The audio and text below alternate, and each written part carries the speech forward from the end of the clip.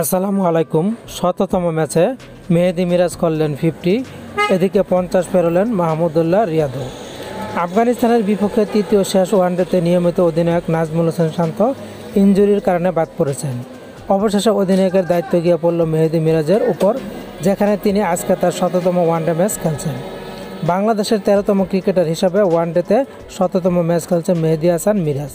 এত চাপের মধ্যেও ডাল হয়ে দাঁড়ালেন বাংলাদেশের হয়ে, যেখানে 100-র মধ্যে বাংলাদেশ 4 উইকেট হারিয়ে ফেলে। ঠিক তখনই মাঠে নামেন মেহেদী হাসান মিরাজ, খেলতে থাকেন অবিচল। যেখানে তার রানের খাতা খোলার পরেই একটু ধীরগতিতে খেলতে থাকেন তিনি, এক প্রান্ত আগলে ধরে রেখেছেন।